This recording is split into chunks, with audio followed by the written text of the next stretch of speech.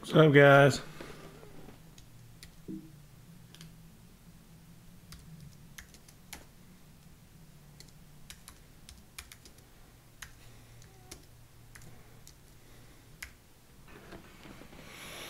I think I'm going to talk about Stephen King in this one. What's Jamie?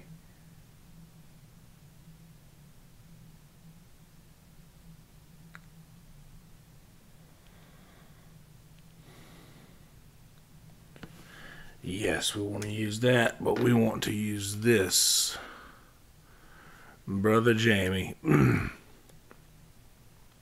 Yeah, Jamie, we've been talking back and forth on Twitter about this thing today.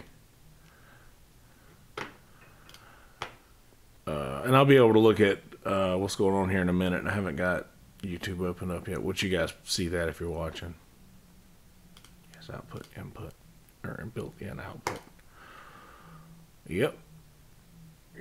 Let's do that. Let's bring in the podcast theme.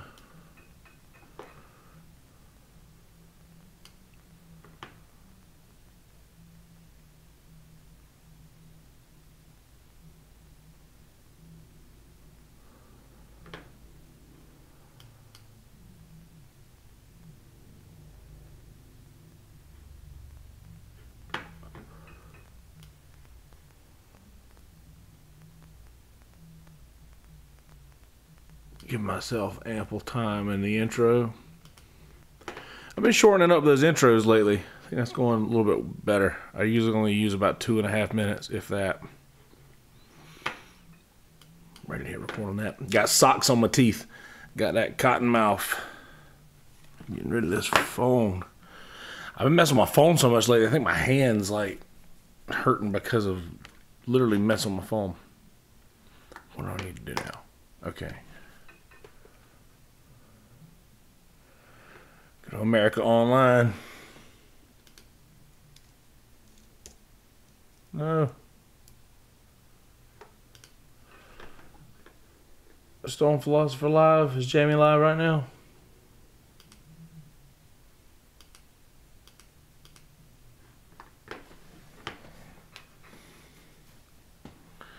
Well, if Jamie's live, I'm going to postpone mine.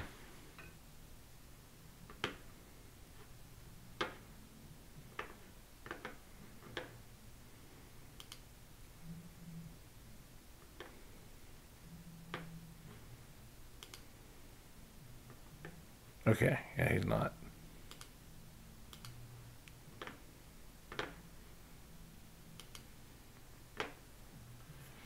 Okay, I didn't edit the title yet. This is not Criminal Investigator Just Left anymore. This is just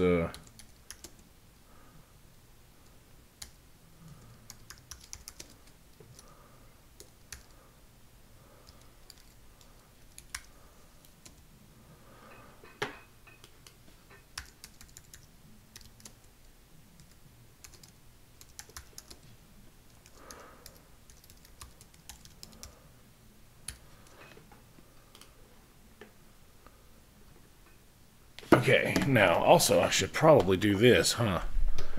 I'm all backwards today, guys. Forgive me.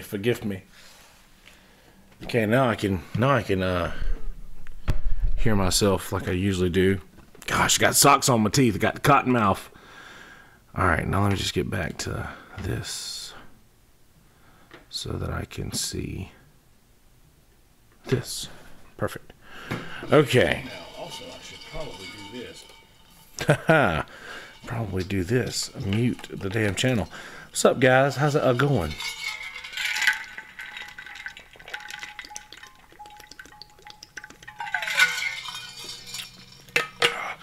Water, so good. So good. So, anywho, I'm going to be talking about Stephen King. So,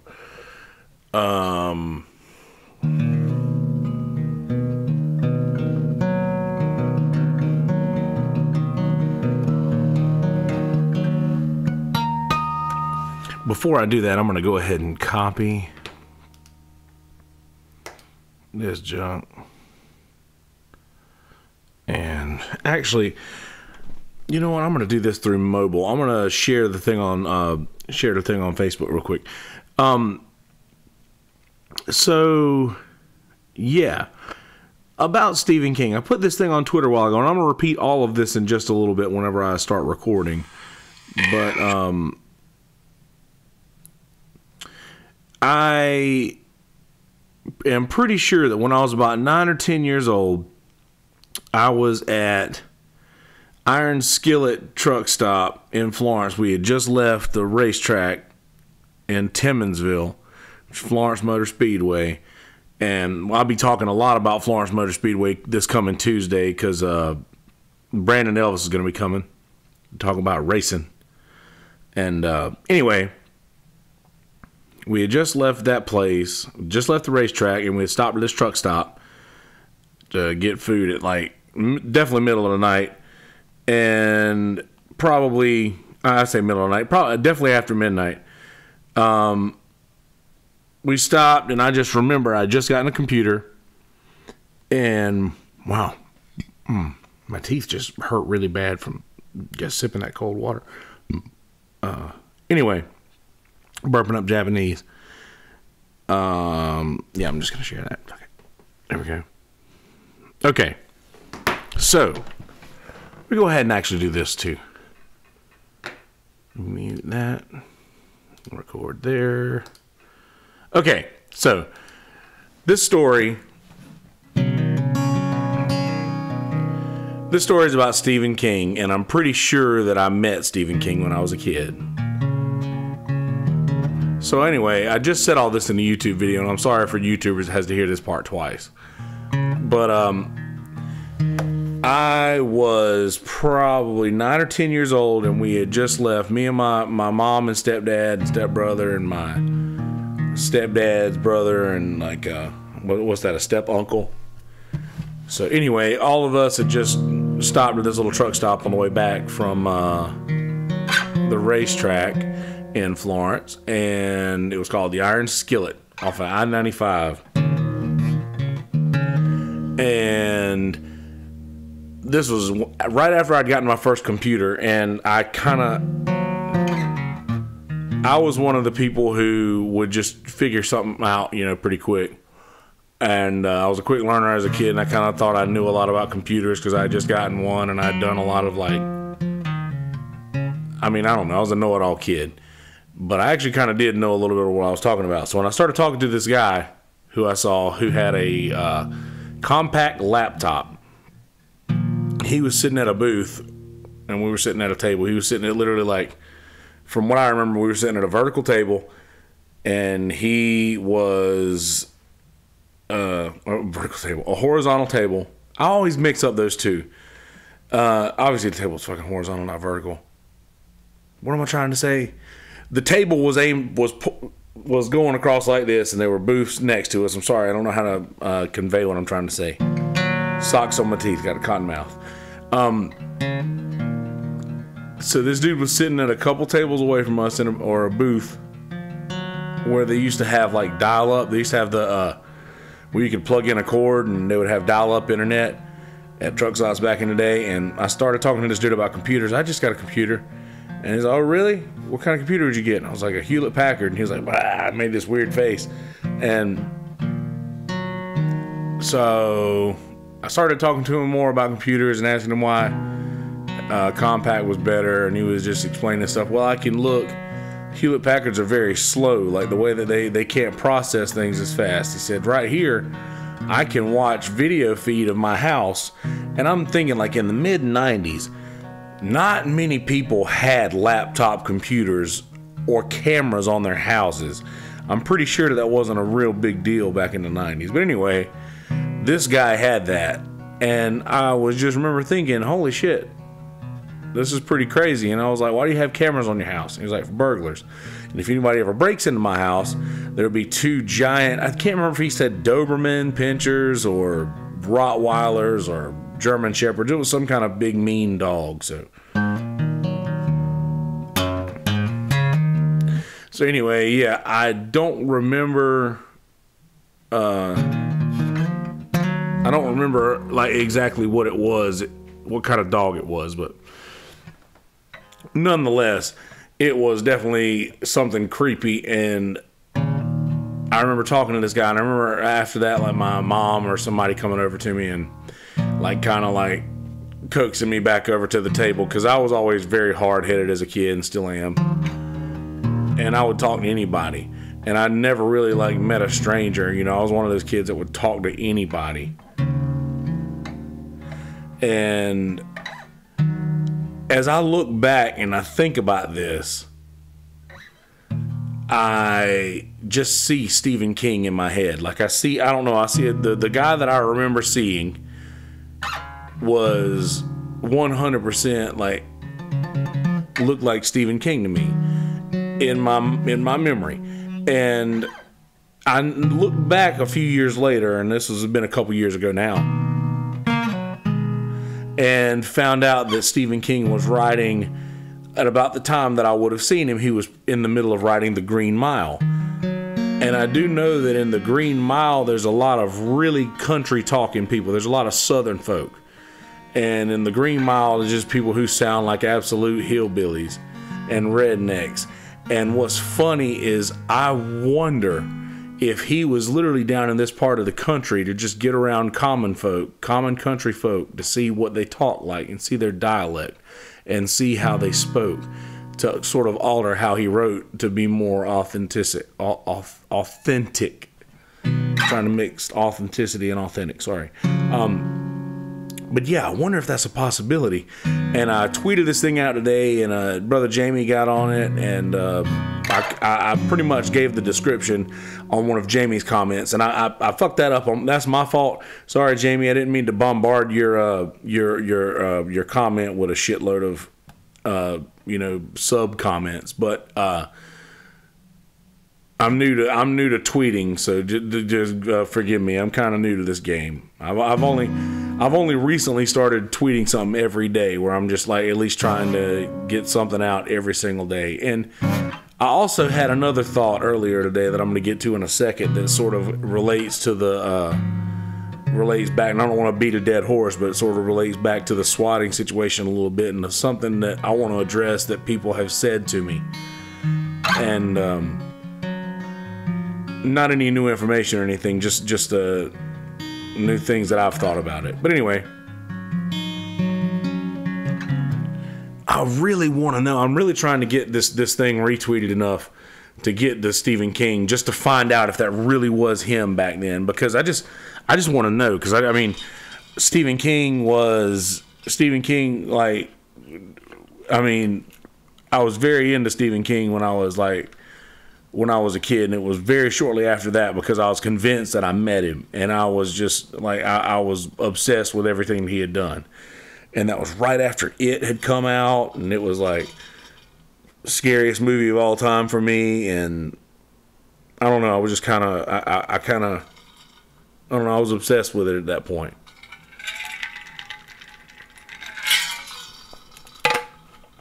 So if you see this, please go to Twitter at Hadgens Kelsey. It's literally my first and last name, or last and first name, with A's instead of an E and a U. I said that right. You might have to listen to that again, but I said that correctly. So the thing that I thought about earlier that I was going to get to today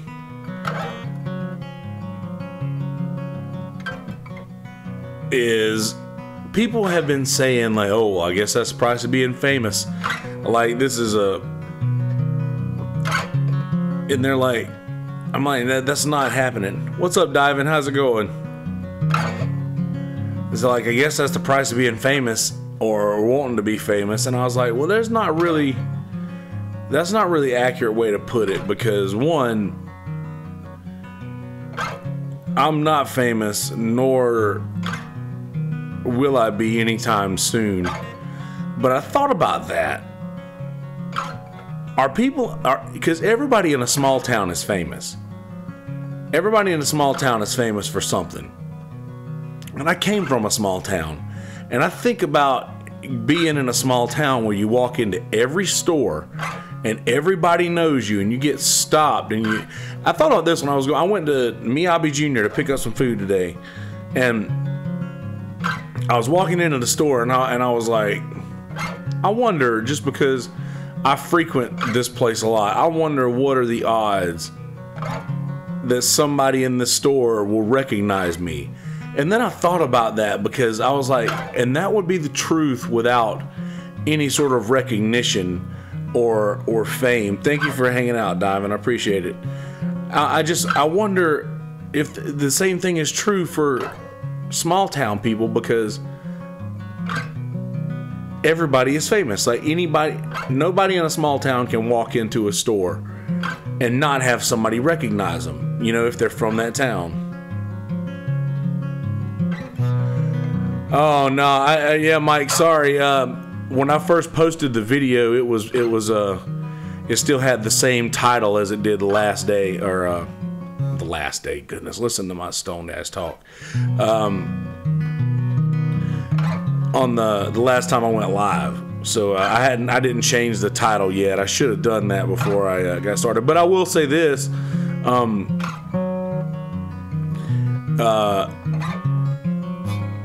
There is 100% like something being done about this. Like, the guy should be getting in touch with me tomorrow with whatever information he's gotten a hold of over the weekend, with trying to track down the guy from Statesville. So that's right. Anyway, yeah, so I was like, I wouldn't have a problem. Like, and I thought about that. I was like, as I was walking in, I thought about the percentage of somebody knowing me there, and I was like, what if the percentage was 100%? What if the percentage was 100% that if you walk into this room, there's 100% that people will know you? 100% chance that the majority of these people will know you. I thought, how would that be any different than when I would walk into a store with my dad when I was a kid? Because I remember walking into a store with my dad as a kid, and every single person in the store stopping to talk to him. Exactly, 100%, Mike. We're going to try to end this thing. Yeah, I just remember every single person, every single place we went, my dad knew everybody there, and everybody knew him. And I equate that to fame. Like, what if that just meant that, like, what if I do end up getting more recognition out of doing this thing that I've been doing for the last year or so? And what if that does indeed happen? And I'm thinking, like, okay, so that means that I won't be able to go anywhere without people recognizing me. I already can't go anywhere without people recognizing me. It absolutely was uncalled for. But just like I told Jamie on Twitter the other day, it was like, bummer that all this shit happened. But listen, as far as content goes, this thing has like given me at least a lot unlimited content as of late. And not even that, I've got people who've done podcasts with me before who are now like sort of laying claim, like not necessarily laying claim, but using the fact that this happened here at this place where we used to record another podcast, and like sort of using what happened to me and my name to just enter the conversation, you know, when it's not their conversation to have, it's mine, and that sort of aggravates me.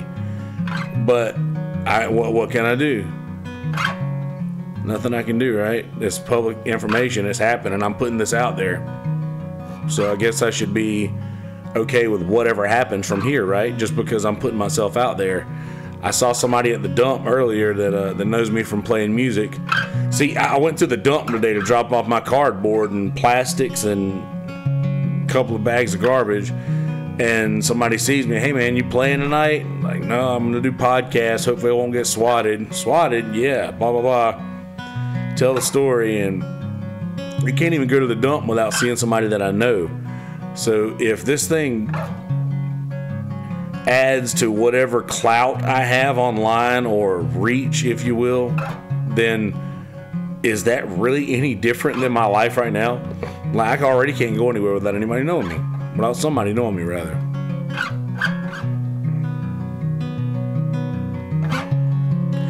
Absolutely, diving. That's how I felt about it. It's almost like they were using the things that happened to me to say, hey, this thing happened at this place where I used to record this podcast, and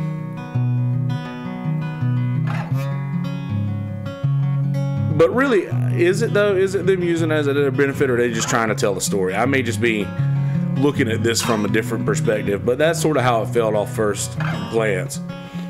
And this damn pollen is killing me. Hopefully it'll we'll get a good rain or something, and but that won't even help.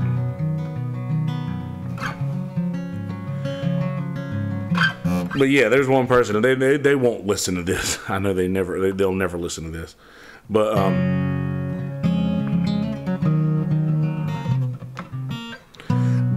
yeah, there's one person who's like started, and I told, like, he's telling people,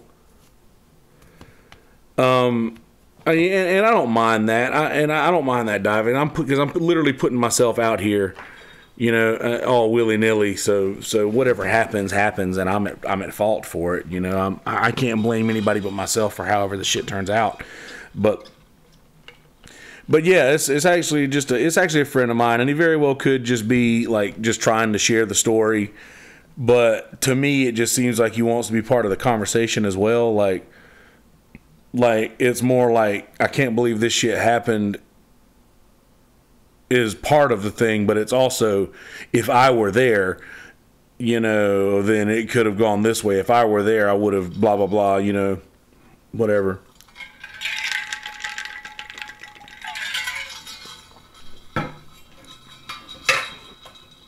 And actually, this person might hear this, and I'm not going to say any names just in case they do hear it, but if this person does hear this,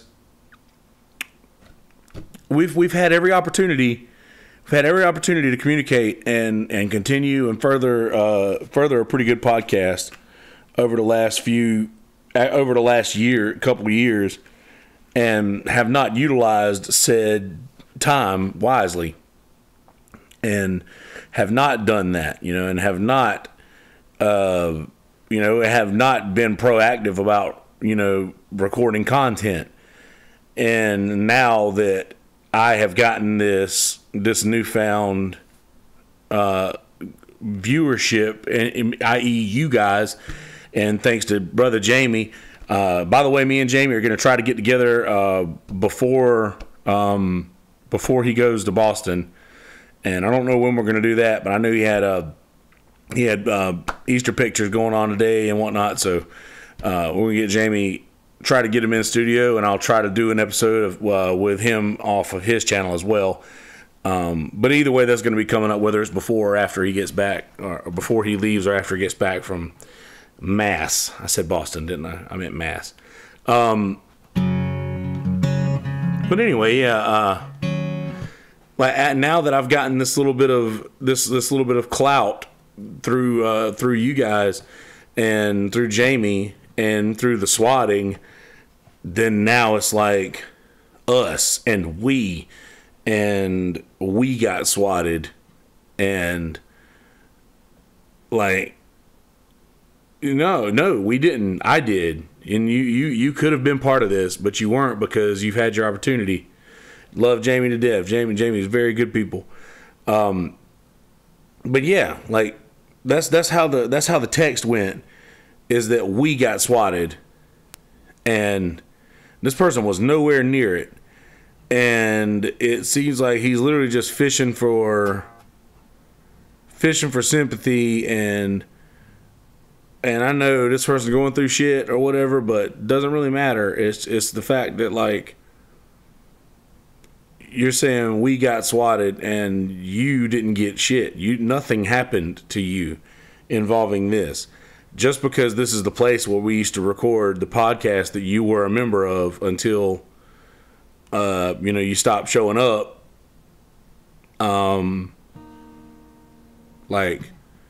That's the only relation that you have to the situation, is that if this would have happened a year and a half ago, that you potentially could have been here.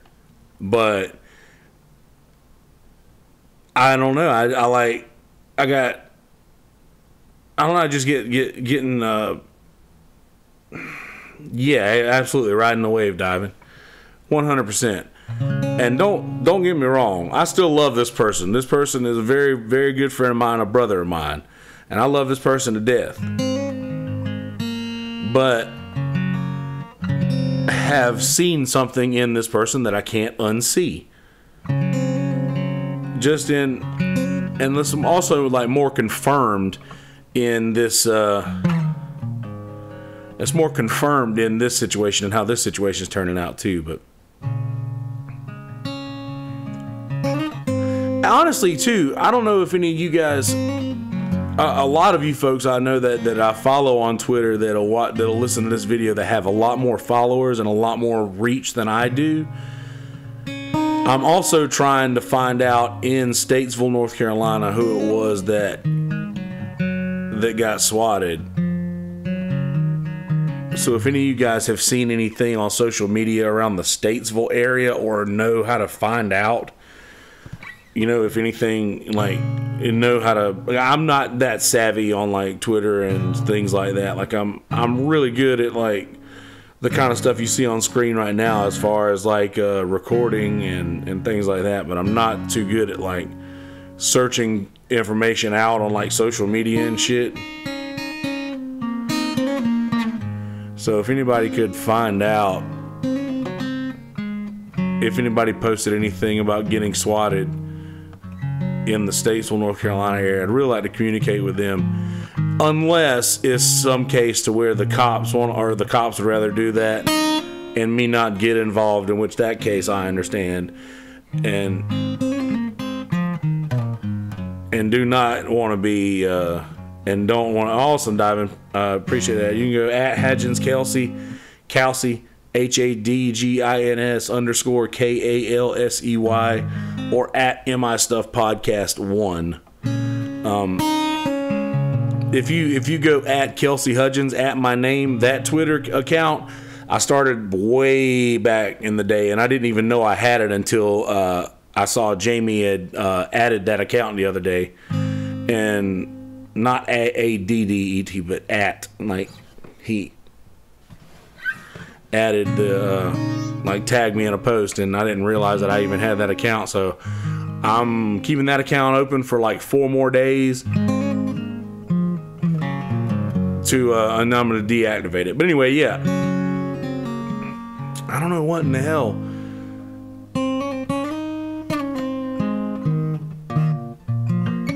I don't know what in the hell's going on, man. Dude. This is my not like it's my party. It's my party. Get out or fuck you or whatever. But it's just like. It's like, man, don't try to use something that happened to me and try to make yourself part of it, because you had nothing to do with it. Like, you had zero to do with this.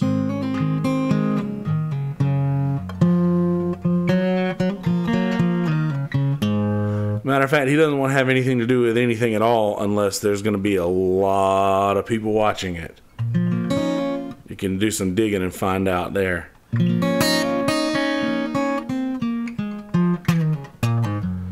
You guys are good at figuring things out. You can figure out who that is. Nobody that just wants to be a part of something when a lot of people are going to watch it.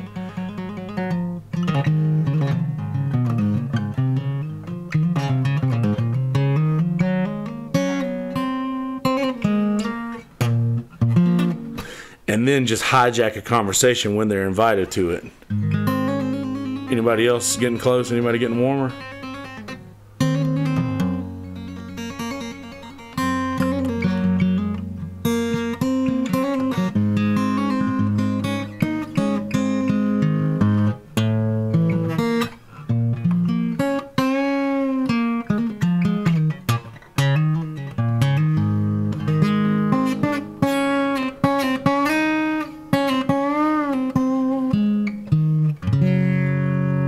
really funny. I really enjoyed that thought that I had earlier too about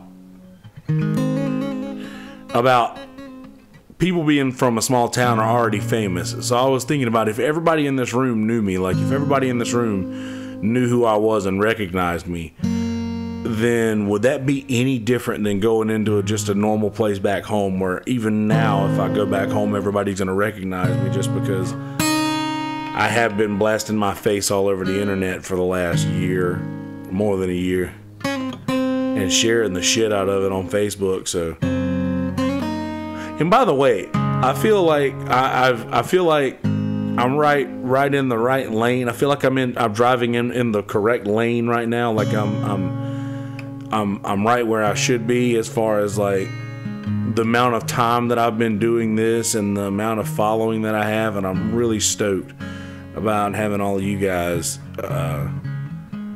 really stoked to have you guys to listen to me ramble about shit so I don't have it rattle around in my head.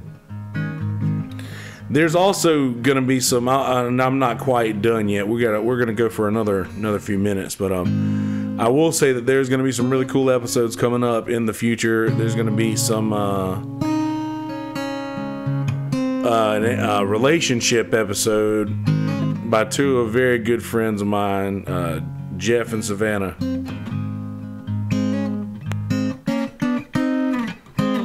I think so too, Diamond. I think I can handle it as well. Like I literally, like I said, everywhere I've gone all my life, everybody's recognized me everywhere, and I'm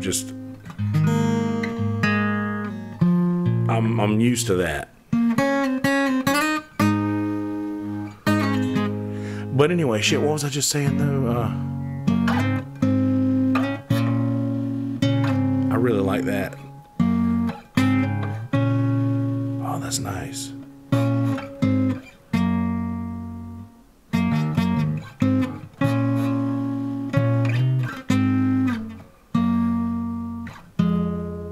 Huh. That sounds cool. But anyway, yeah. I don't see how it's any different. I don't see how that's any different than I guess the only thing I have to get used to now is just people literally just trying to make themselves part of it. And a very good friend of mine who I trust very much. Oh yeah, episode. Good call, David. Episode. Jeff and Savannah, very good friends of mine. Jeff plays trivia on my trivia team, or on our trivia team, not mine. On our trivia team. And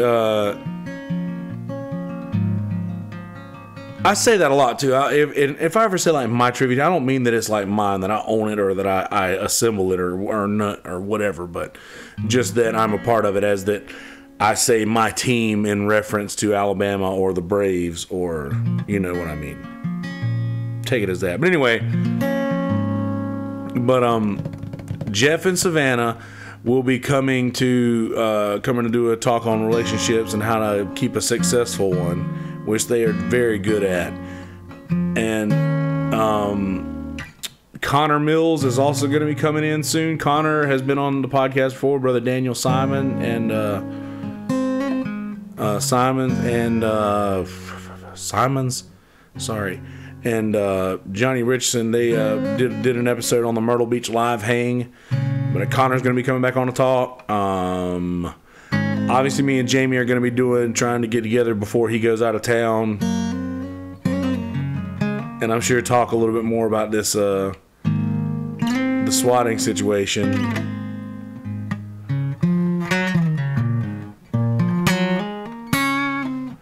And let's see, I think I know I have somebody else that's going to be coming on soon. And I'm sorry that I've forgotten, but it just trust me.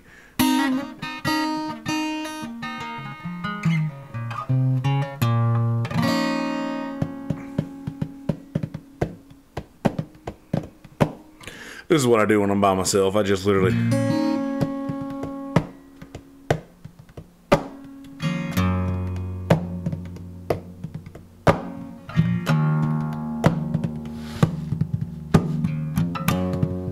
Should I start doing this?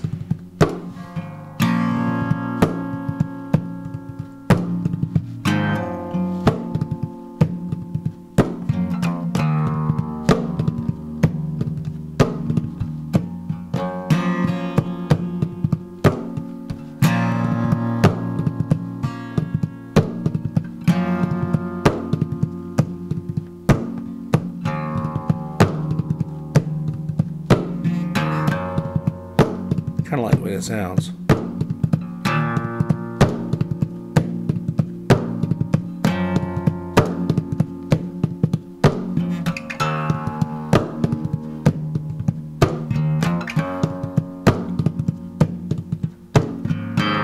I bet I couldn't sing and do that. That'd be fun, though. I'm glad I got this recorded. Sorry I'm rambling around a lot, especially for the audio folks. You probably haven't made it this far in this one yet, but that's fine. This one's more for it's Sunday and time to release an episode. So, I am not going to keep you too much longer than this, but I know there was another point that I was going to make. Oh, I was just going to say, and I'm sure I'll remember it in a second, and I immediately remembered it, and it's fucking hilarious. So I was driving down 17 a while ago, yelling.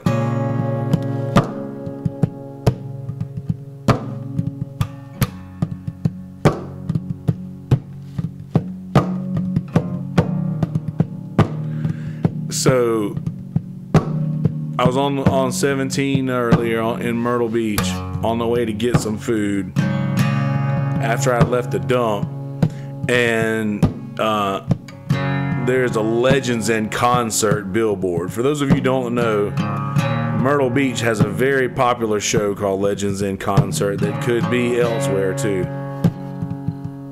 Nice diving. I appreciate the input. So anyway, yeah, Legends in Concert has pretty much different artists dressed up like famous people, and they do cover shows in character pretty much. I saw the King of Pop lives at Legends in Myrtle Beach, and I was like, immediately I was like, shit, I wish I could get a picture of this. But one is one of those digital billboards, and pictures of those never look right.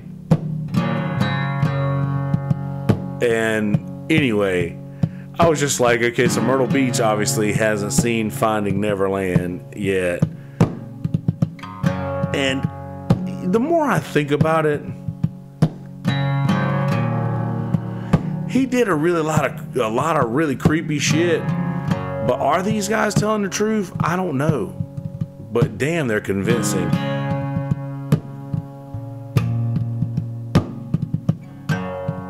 And there was somebody that I know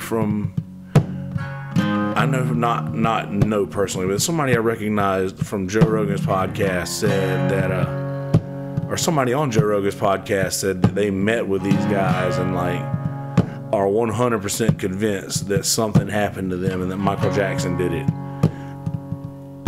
And it was somebody that I want to trust, but I don't really know them, obviously, so how can I trust somebody I don't know? Just either way, it's funny that everybody else is ripping Michael Jackson's music off the airwaves, and Myrtle Beach Legends in Concert, they're still gonna have that Michael Jackson. Absolutely. Myrtle Beach Legends in Concert, the King of Pop lives. So I was like, huh? And I can't remember who it was on Joe Rogan's podcast. It had to have been like, only ones I've watched recently were Ron White. Might have been Ron White. I think it was Ron White who said he met with these kids and believed every word that they said. And I watched the movie and I believed it, man. I actually believed it before I hit play because it said Oprah Winfrey presents Finding Neverland or Leaving Neverland. Was it Finding Neverland was a Johnny Depp movie, wasn't it? Leaving Neverland. I just don't know why I want to trust that.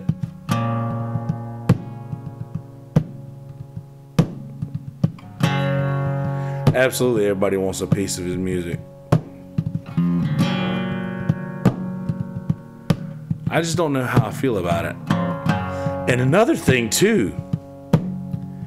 Did the whole country get swatted just now? Is that what happened with this Russia thing? Did the whole country get swatted? Was it just a whole big... Yeah, I imagine so, Diamond. Like I said, I don't know about the situation. Whenever I saw Oprah presenting it, I just don't feel like Oprah would be trying to protect Michael Jackson by any way. But yeah, like I said, I don't know. But either way, did the whole country just get swatted with the like this whole Russia thing? Like, has just been like nothing the whole time, and it was just a look over here or look away, look at this, don't look at what you were looking at, don't look at this shirt that I was also wearing yesterday, and the last time I went live I was also wearing a shirt that I had worn the night before. What?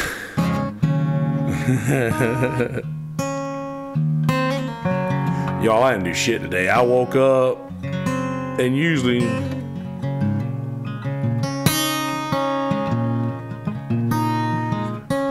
first thing I do when I wake up, go straight to the bathroom, handle my business, take a shower. Today I went straight to the couch.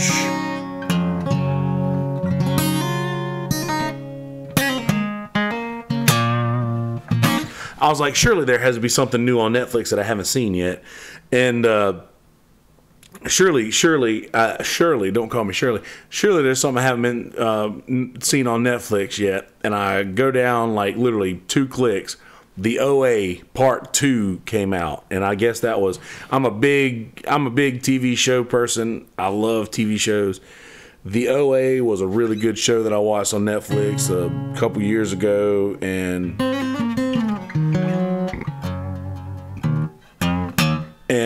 chapter 2 just came, or part 2 just came out, and I'm on chapter 3 of part 2 right now. I was actually paused.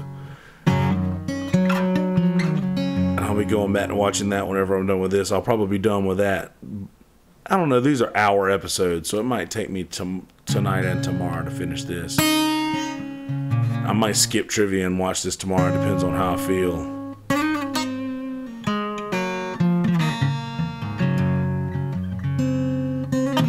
Oh, I remember the other episode that I'd forgotten about, and I haven't confirmed this yet, but my buddy Jason Black, that manages the boathouse in Myrtle Beach, is going to be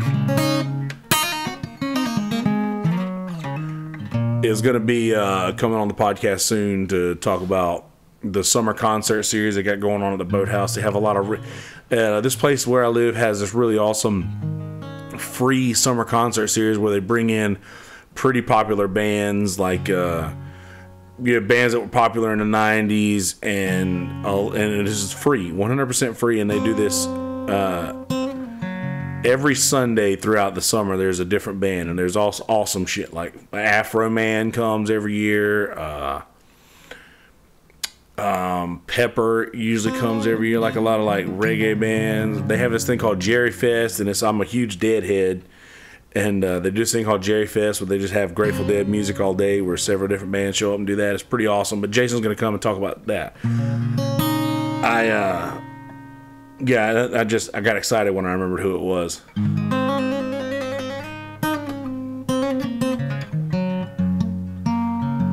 Oh, and Bradley got drunk, by the way. Heads up.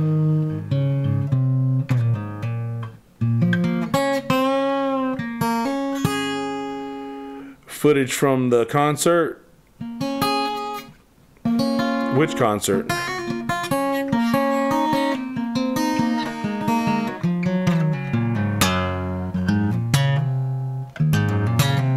Oh, speaking of footage, I will say that I don't know if I had told you guys yet, but I am getting, my landlord is going to get the camera footage from, well, they have cameras all around the buildings and whatnot.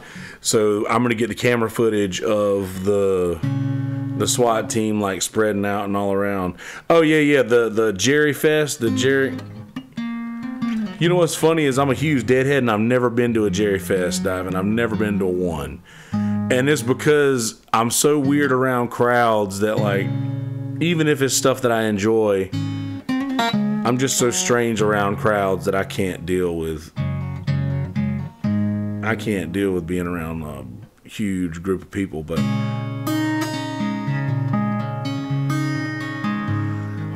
maybe one day I will, though. I have noticed that it's getting a little bit better. Like, every year it's a little bit better than it used to be, so.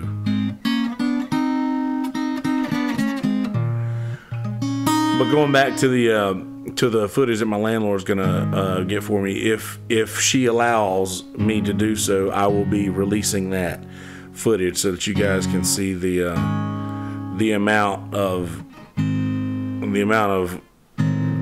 fucking guns there were, people there were. It was seriously terrifying to think about once. And in my mind, there was only like 5 or 6 of them. But then I noticed people coming from across yards, and I had a really bad panic attack the other night at one of my gigs. And if you guys watch the not a panic attack, but just aggravating me, like just fucking people just getting under my skin. And you'll notice it if you could go and watch the second set from that Boardwalk Billy's gig that I posted the other night, where me and my band were playing. And I posted both sets that we did. And if you guys want to go back and watch that, towards the end, when we were doing our little closing bit, you might can see that there's these people that are just super close to us and dancing, and they're really cool people. And don't think that this is anything negative against them. I think they just had a little too much to drink, and we're having a super good time. And I'm all about people having a good time, but dude, I was just losing my shit because they were dancing up around where our camera was set up. Not my phone, but we also recorded a Mevo footage, and this probably at the last 10 minutes of the second set of the band video. And yeah, it was just, all these people were around me, and I had to get away from it, and I slung my equipment into my car, and I kind of snapped on one of the guys in the band because I was separating tips, and he needed money to pay tab and money to tip the bartender with. So he grabbed money out of a pile and then off of one of the stacks that I had separated. And I was like, dude, the fuck are you doing? Like, I'm separating this shit right now. And he's like, oh, I need, I was like, all right, well, God, give me a fucking minute. Give me a fucking minute. And I kind of snapped on him, and I was like, I realized you just needed money and you were drunk, and you weren't thinking that, okay, well, maybe I don't want to just grab money off of a pile that he's already separating. Like, if you just wait a second, I was going to give you the money that you needed in a second. Just fucking wait. Oh, well, I appreciate that, Diving. I don't know that I'm that brave. I just don't think that I had completely weighed the option of getting shot and killed that day. Like, it would have taken one trigger-happy cop to, as soon as they saw me walk out that door, to just fucking pick me off. Like, if somebody who was further away than the ones at the front who actually knew that I wasn't really a threat, you know? So, yeah, just knowing that. And it might even freak me out more when I see the footage of my landlord, you know, the cameras here. So it might even freak me out more then. But I know that every day that goes by, it seems a little creepier every day, just because I talk to my neighbors and see how my neighbors felt about it. And it's even more creepier to know that the person that did it has probably watched a few of these videos. Like, the person who did it has probably seen the aftermath and seen, you know, me talking with my neighbors in the front yard and talking with, you know, giving recaps of speaking with the criminal investigator. And I may be telling them exactly what we're doing, but listen, I don't really give a shit. I don't know PTSD really, because I have been through a lot. I have been through a lot of shit in my life. So if I was going to have PTSD, this is not one of the situations that I think would cause it. But I'm saying that, in 5 days of it happening. So maybe, 5 months from it happening, it might have a bigger effect on me. Who knows? But Abby, the best that I can tell is that it was somebody involved with and this is just, I don't know why I'm putting these two things together, but if it wasn't somebody that's involved with the woman that put the pictures of Jamie's kids on her YouTube channel, and I reported that video, and I stated on Twitter that I reported that video, and I called her a psycho and said shark and rain are code for something, when I know the shark legs, like my guitar player in my band Cornbread right now that was on the video with me, Adam, the other guitar player, he was in shark legs with Jamie. That was the other guitar player from Shark Legs in the very beginning. Adam, when the video that Jamie, or the poster that Jamie was talking about in the video that Jamie shared of them opening for Wasp, Adam wasn't at that gig, but they opened for Wasp at the House of Blues, and Adam played guitar with them at that gig, like where they opened for Wasp at the House of Blues.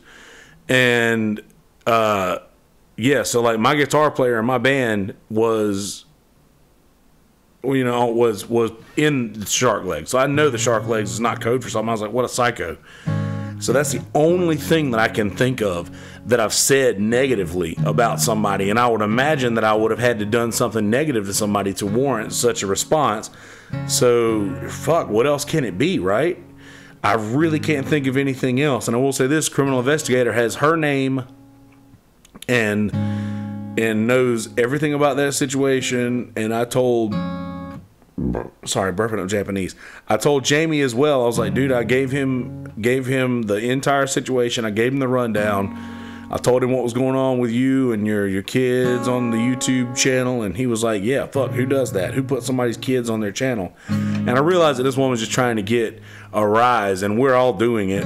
We're all absolute no-no diving, absolutely.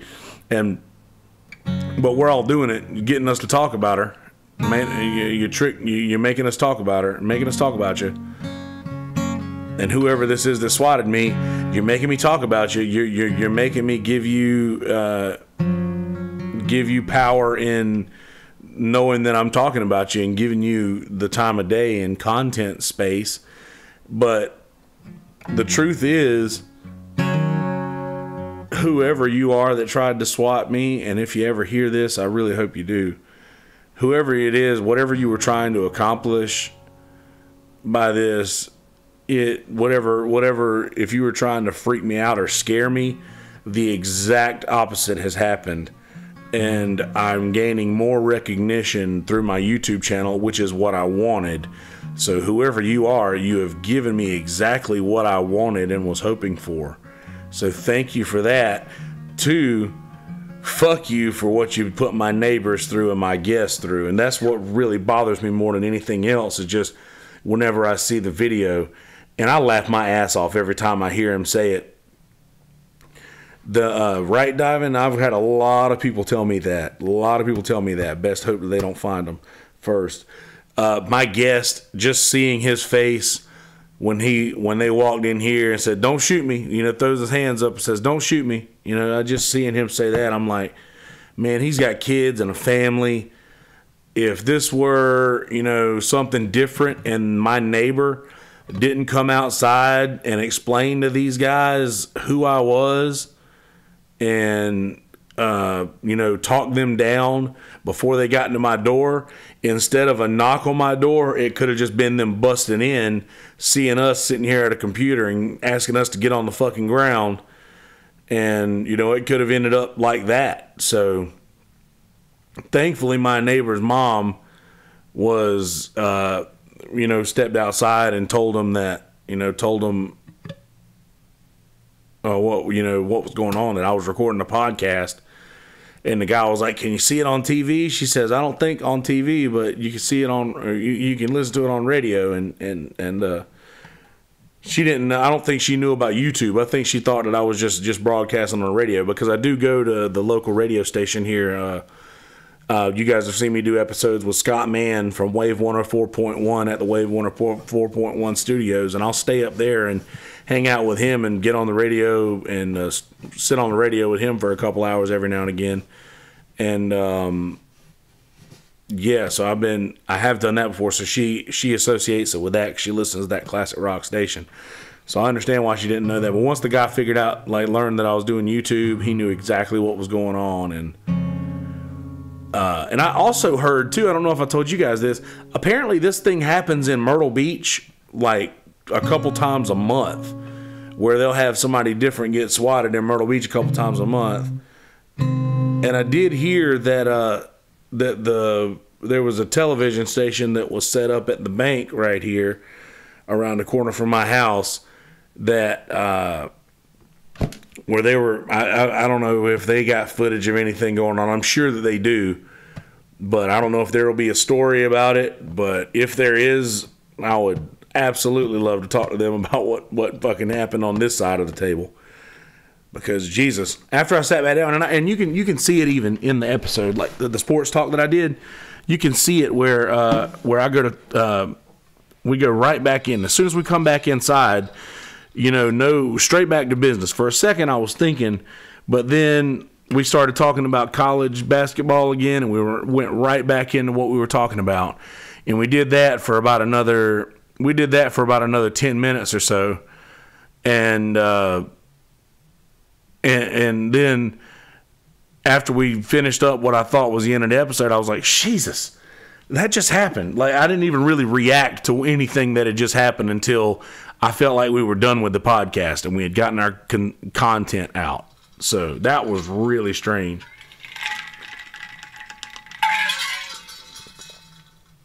It was really strange that I didn't give it any thought at all until we got there. And you can see the moment in the podcast where I like think about it again. I'm just like, Jesus, it just happened. Like, really, that just, and then my boys like scared me, man, scared me real bad. And I mean at the very end, diving, like at the where I go and I get up, and if you guys have watched if you guys have only watched the clip where I'd edited things out of it, there's a lot edited out. Like, they were in the house longer than that. I edited that part. Like, I edited every single thing. All I left was where there was movement.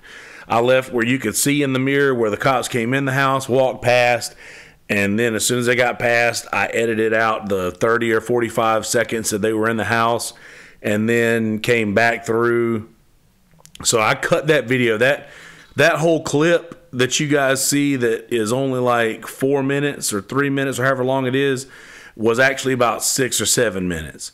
So yeah, and you can see the unedited, the whole thing in the Sports Talk episode 17, and it starts going down at about the 48-minute marks. If you watch from the 48-minute mark on to like the very end of the video, which is only like another 20 minutes. It's not, considering how long the episodes usually are, it's not very long at all to get from the 48-minute mark to the end. But yeah, if you watch that, you'll see me like, well, when I come back inside and be like, well, that just happened, and then just like fixing the camera back where they had bumped into it coming in the house, and then Jason going, whoever did it was a dick.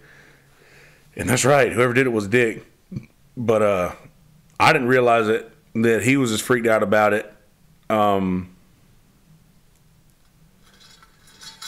Yeah, yeah, real time, 100%. But yeah, it really, I didn't understand how affected Jason was by it, because I saw him and the other cop make eye contact too as soon as he walked outside. The same cop that made eye contact with me and smiled when I walked outside made eye contact with Jason. So I was like, all right, so he knows both of us. And like, okay, so it was like Jason's football coach from middle school, I found out, and was like, okay, so I guess he knew everything was cool then when he saw the dude that he knew. And just literally like afterwards, he was like, scared me real bad, bro. I still can't help but laugh whenever he says that, just because I know it's not funny, but just the way that he says it, just his way of saying the thing just is hilarious to me for some reason. My address. I know. Apparently. It scared the hell out of me. Yeah, no shit. I was like, who the fuck is that? Scared me real bad, bro. I'm sorry. I don't mean to laugh at him, but just his way of scared me real bad, bro.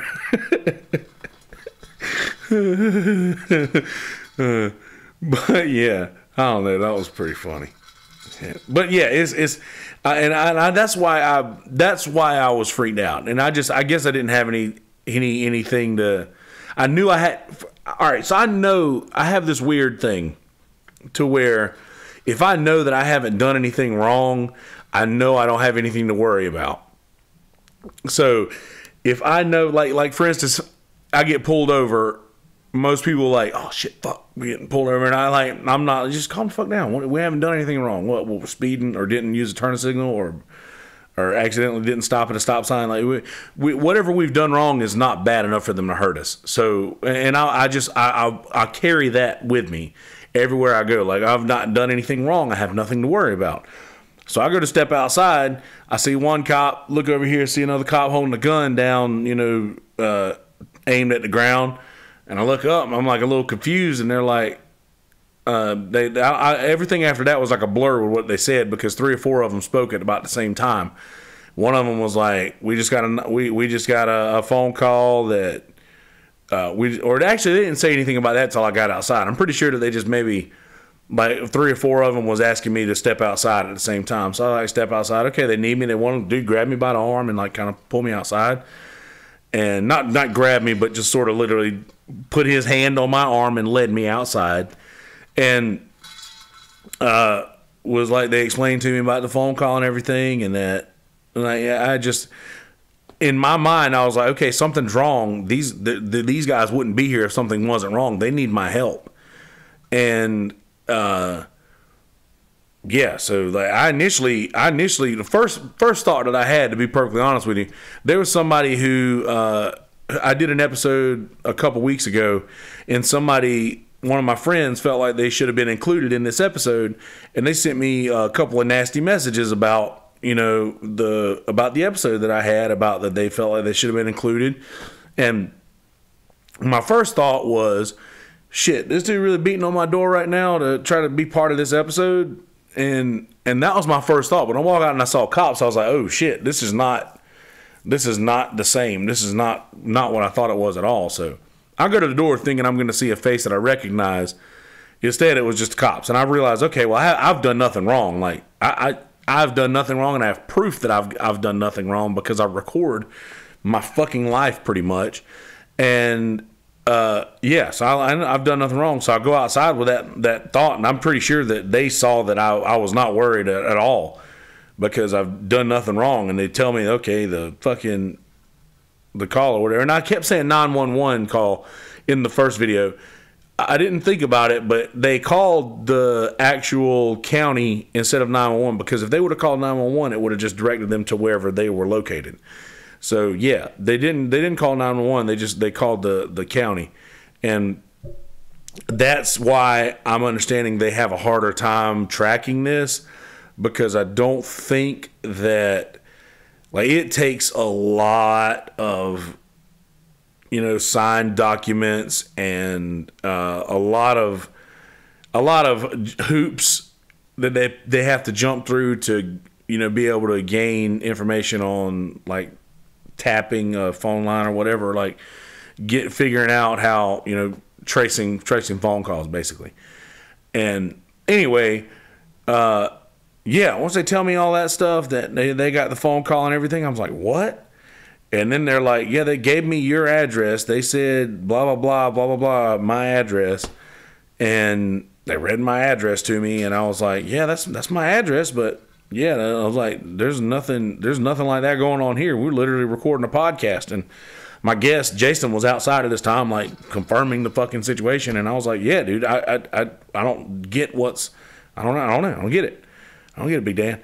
And yeah, So they came in, cleared the house, and came back out and was like, yeah, nothing going on here. Y'all go back in and enjoy and finish your podcast.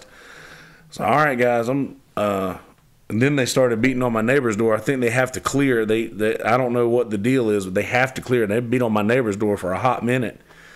And I was like, I know that she's not home. Like I would, her car is always here when she's home. Like, and her car's not here, so I know she's not here.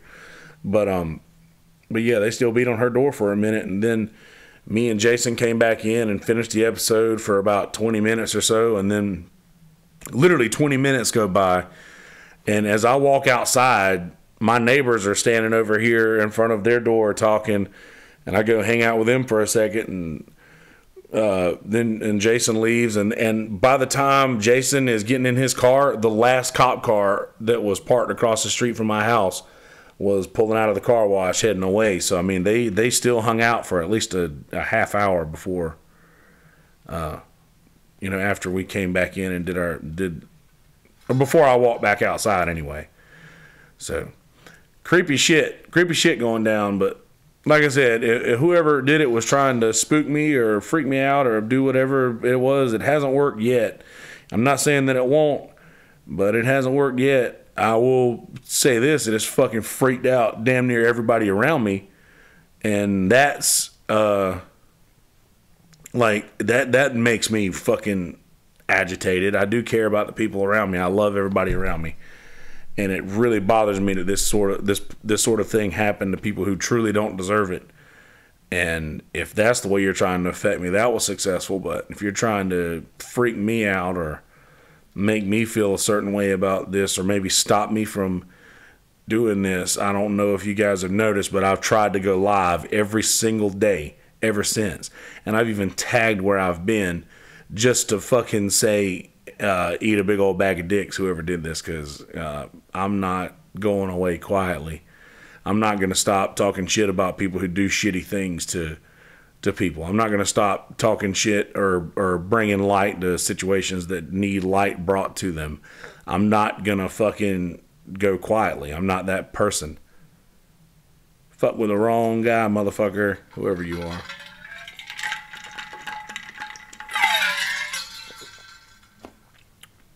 Thanks, Diamond. I really appreciate it. Gosh, water is so good. I've had this episode of the OA looking back at me for an hour and probably 8 minutes now. So I'm going to go ahead and get back to that. But I've been doing this lately. Let's do a song at the end. Diamond, I know you're probably the only one in here. Do you have a request? What kind of music do you like?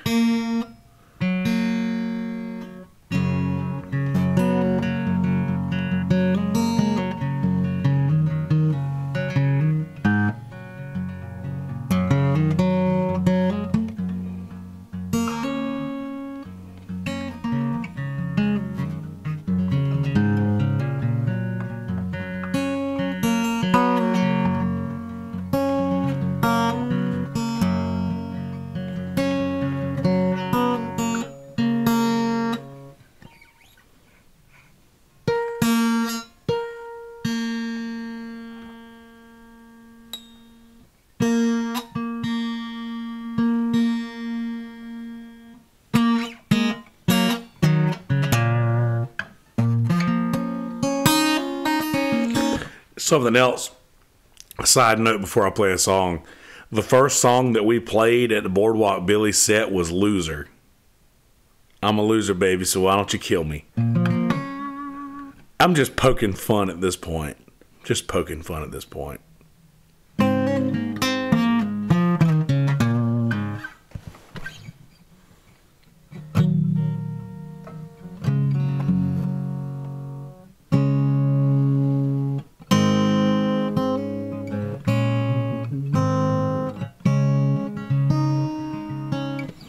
Let's see if I usually play that with a capo here.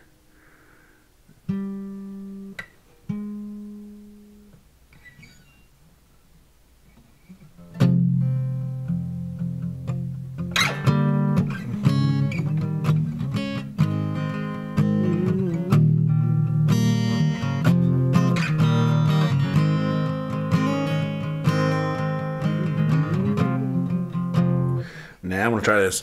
This is a song by a guy named John Moreland, one of my favorite songwriters.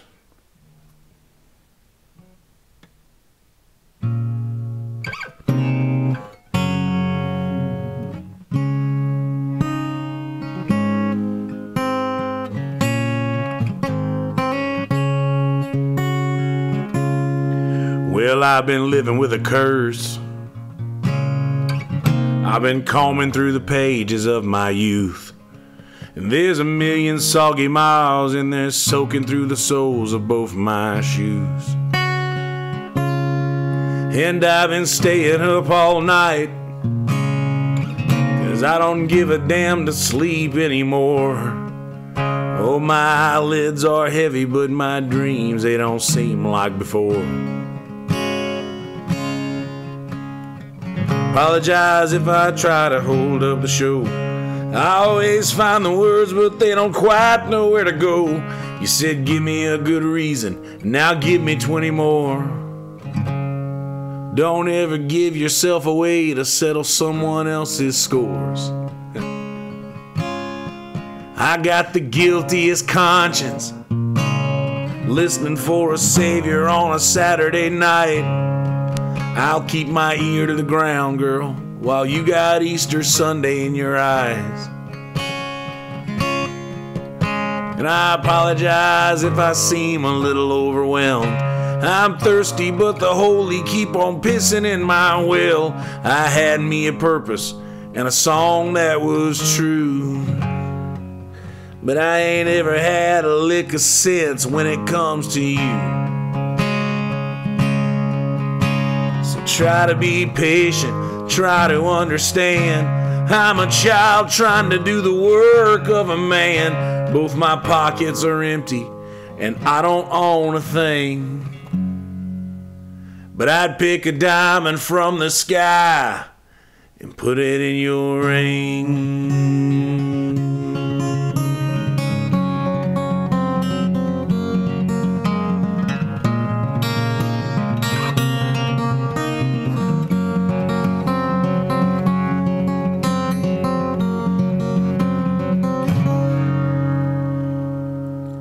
Little John Moreland there for you. That album is called In the Throes. Throes. In the Throes. What an album. That guy's from Oklahoma, and he is next to Jason Isbell, the guy that I played last week. I think John Moreland is my second favorite songwriter on earth right now. He's so damn good. He's got another song called excuse me, shit. He's got another song called You Don't Care For Me Enough to Cry. And he's a big guy. He's a really big guy. He's bigger than me. And he's got this line that's like shit, how's it go? It's beautiful though. He goes I'm the kind of love it hurts to look at, but you used to care for me enough to try. And you don't care for me enough to cry. It goes, oh, come down from your mountain. God, I miss your holy shouting. God, it's so good. I wish I could. I'm gonna get an email from YouTube for playing this, but I have to play this song by this guy. I'm sorry, John. I'm sorry, YouTube. I have to do this.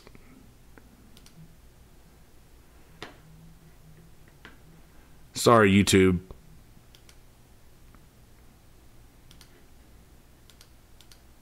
Oh. Get an email from YouTube for playing this, but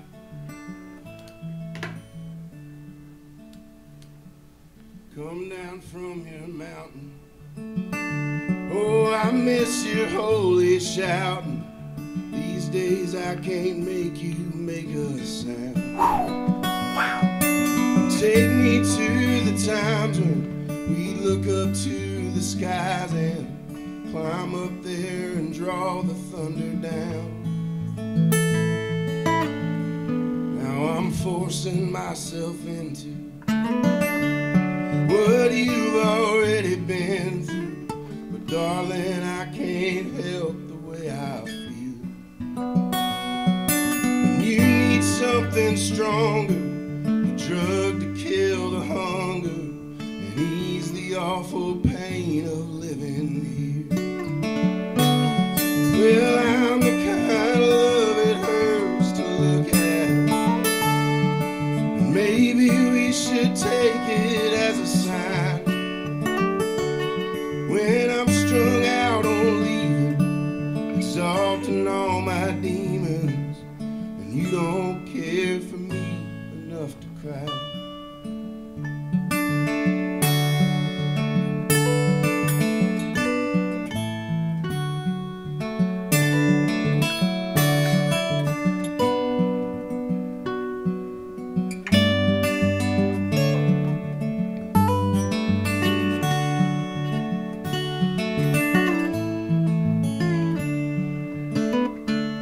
I dreamt I'd take you with me. You'd say you forgive me. We'd live out some easy ancient song. Now we're unattended in splendid love's remembrance.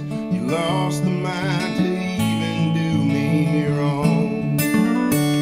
And I'm the kind of love it hurts to look at. Once I was enough to make you try. Now I'm underneath the rubble, trying not to feel the trouble. And you don't care for me enough to cry.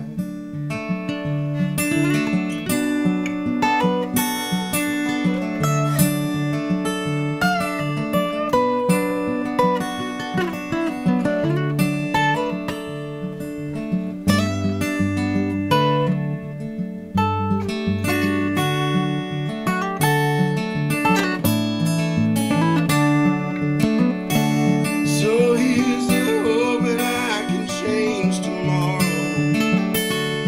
You want it hard as nails cut and dry. But I beg, steal, and borrow. I'm so damn good at sorrow.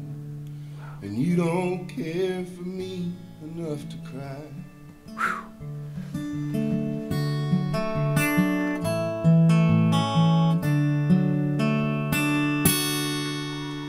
Oh man, look at that. That's real right there. That woman in the crowd all teared up and me here too. Good Jesus. Wow. All right, guys. That's all I got for you today. I'm going to go do an intro for this audio and warn these people of what they're about to be getting themselves into. Listen to me ramble for an hour and 16 minutes. So, YouTubers, hang tight for just a second. Audio people, if you've made it this far, congratulations to you. I bet you're one of few. Yeah, so anyway, be a good person. Don't be a shitty person. In a world full of shitty people, don't be one of those people. Be a good person. You have a choice every day. You have a decision to make every day. You can decide to be a good person, or you can decide to be a shitty person. And I implore you to choose to be a good person. All right. Peace, bitches. YouTubers, hang tight for just a second. Hang tight for just a second. Let me do this intro here real quick. Hey, guys. How you living? Are you doing well? Good. Glad to hear that. In this episode, I started off talking about Stephen King, the Stephen King story that I have from when I was a kid. And I'm pretty sure that it was a Stephen King story, but I'm trying to find out or get confirmation whether or not it was a Stephen King story, or whether it's just a story of a weird guy that I met at a truck stop when I was a kid with my parents, or my stepdad and my mom. Anyway, I don't ever want to. Whenever I'm saying my parents, I always refer to my parents as my dad and my stepmom, and when I say parents, I always mean that. But every now and again, I'll slip up and call my mom and my stepdad parents, which my stepdad was definitely more of a parent than my mom was, but who didn't know that if you listened to the podcast before? Anyway, I digress. Please, before I get to this part, I ventured off of talking about the Stephen King story a little bit and started talking about whether or not, like, being from a small town is already being famous, so people are worried about if you gain fame that you'll always be seen and everybody will always know you and can't go anywhere without seeing somebody that knows you. Like, that's like pretty much my hometown. Like, that you're describing hometown to me. So whenever I hear that, that's what I think of. Anyway, I'll talk about that a little bit, and then obviously the swatting comes up. We'll talk about that, and I give a little preview of a few episodes that's going to be coming to you soon. So I'll give you a little dry recap of that. Coming up this Tuesday, Brandon Elvis is going to be coming. Brandon Elvis, a race car driver in this area, and I grew up at the racetrack, and me and Brandon are going to have a lot to talk about. Not just about racing, though. We'll be talking about a lot of other shit, but predominantly racing. And if you guys are into any kind of like NASCAR or small track racing or anything like that, then you're going to want to listen to Tuesday's episode. That'll be episode number 118. Also, Jeff and Savannah are going to be coming on to do a couples episode, talk about successful relationship and how to maintain one, and couldn't think of a better couple to do that. Also, Jason Black's going to be coming on to do an episode soon. Brother Connor Mills is going to be coming on to do an episode soon. Not exactly sure when, but that's going to be going down. There's going to be a lot of really cool shit going down. Me and Jamie Deluxe are going to be doing another episode coming up over the next week, I would assume. And maybe a couple of episodes. Maybe one on my channel, one on his. And that's definitely going to be happening pretty soon. So be on the lookout for that. Please click subscribe on the YouTube page if you haven't. Kelsey Hudgens on YouTube. And check out the new website at mistuffpodcast.com. No at, just www.mistuffpodcast.com. The Podomatic feed is posted there. Also, I've got a blog that I've been doing every day, and I've been pretty good about doing one every day so far. Even if it's technically after midnight and technically the next day, I've still try to do one every time I'm between awake and asleep every day. So check that out on the podcast page. Please go to Instagram, Facebook, Twitter, follow at MI Stuff Podcast, the number 1 on Twitter, and just simply at MI Stuff Podcast on Facebook and Instagram. So please click follow on those things. Trying to get our numbers up. And I haven't bragged on the podcast as far as numbers in a while, but I want to take a minute to brag about the numbers for a second. So we have been used to, it was a big deal to be ranked in the top 100. And I can say confidently that we have been ranked in the top 100 every day for the last month and a half. And we have been in the top 50 every day for the last, I would say, 3 or 4 days. We're in the top 30 as of right now. And I'm running into my content, but it's, let me stop for just a second. And yeah, that gave me enough time. So anyway, stoked to be in the 30s. Enjoy MI Stuff Podcast, episode number 117. Hold on. See, now it's going to look weird on YouTube when I do that. Let me get rid of this. I can do better than that. Watch this. Watch this. 10, but it's, let me stop for just a second. Nailed it. Okay, so yeah, really stoked to be in the 30s, but want to go ahead and let you get to the content. So anyway, enjoy MI Stuff Podcast, episode number 117. Enjoy, motherfuckers. That's right, Abby. MI Stuff Podcast at MI. Let's see.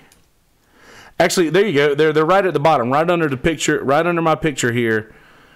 No, that you no need to retract, Abby. But they're right under my picture here.